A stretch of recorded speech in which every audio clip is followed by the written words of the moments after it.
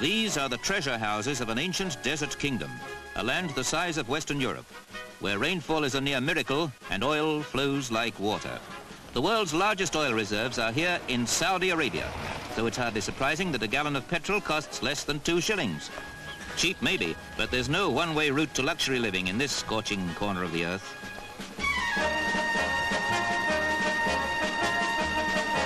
Saudi Arabia, despite its potential wealth, is a country that needs help and guidance.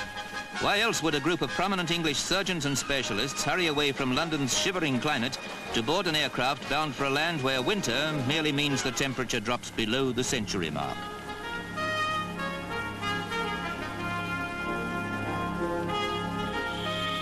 Organized by the International Cultural Exchange, the visit is designed to advise and encourage the still inadequate Saudi medical service. And whether it's a hospital in London or the capital, Riyadh, the urgency for expert attention is just as great.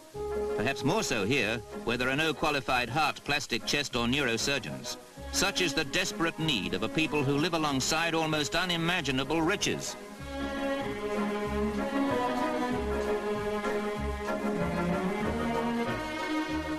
Eye infections are so common that operations are often performed in the patient's home. Many sufferers can be cured if treated at an earlier stage, and for one young Arab prince, examination by an English specialist may prevent the tragedy of blindness.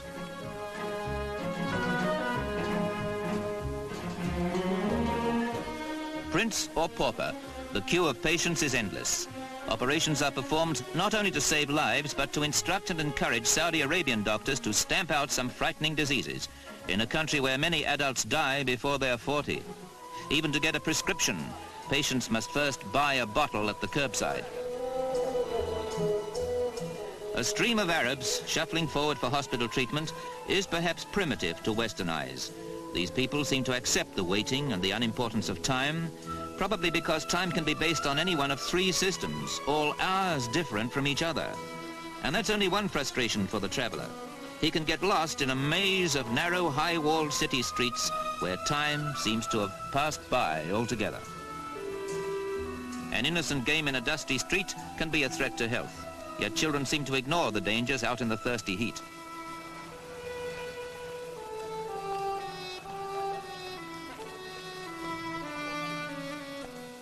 But no, this tour back into history and legend is jolted forward into the 20th century by the sight of Saudi Arabia's latest landmark, the TV studios. And there's almost a big screen atmosphere about a visit to the palace of King Faisal, the immensely rich monarch of this desert kingdom.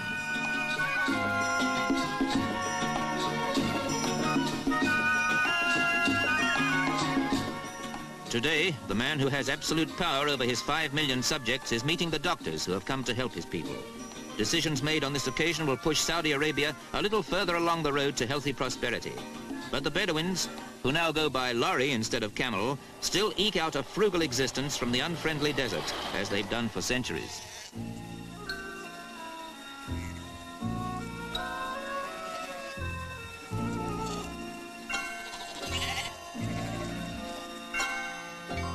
Somehow the nomadic tribes manage to survive in this scorching sea of sand. The oil beneath means nothing to their unchanging way of life.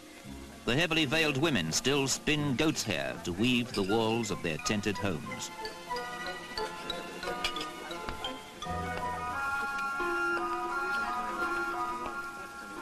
The Bedouins are a fierce, proud people, often resisting attempts at resettlement. They wander across an uncharted wilderness, ignoring the extremes of temperature. Tribal customs are always upheld. Girls have to be veiled when they reach 12, the marriageable age.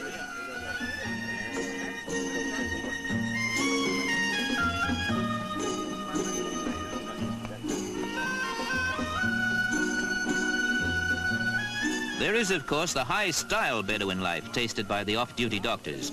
Wines and spirits are forbidden in the country, so coffee takes on the importance of a pre-feast aperitif. Drinking goes on until a little shake of the empty cup signifies enough.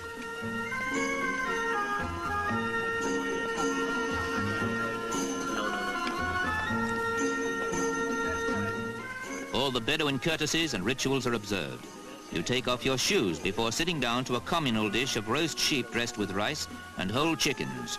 the idea being to tear away at the meat and roll it into balls of rice. A feast fit for a king.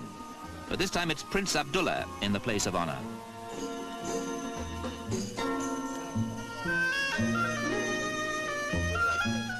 It's difficult to imagine how the wealth from oil could possibly reshape the lives of these desert nomads.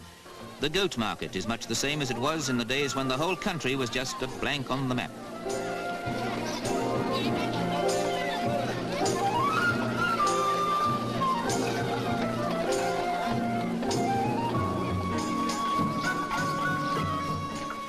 It might not be everyone's idea of super shopping, but there's certainly no better place to collect a few tasty desert lizards for supper.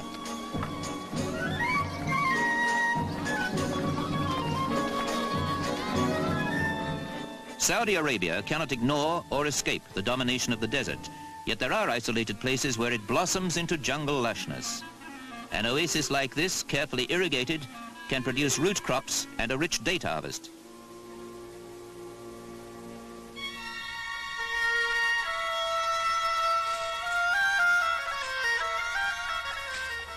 Here indeed is proof that the desert can be made fertile. It's a favorite site for tribes who pitch their tents in such unexpected greenery. Some even build small huts for a longer escape from the open desert.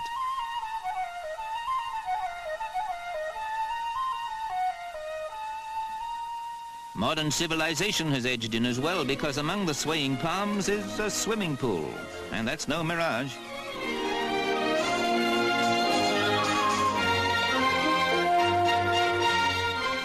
A land of too little water and too much oil.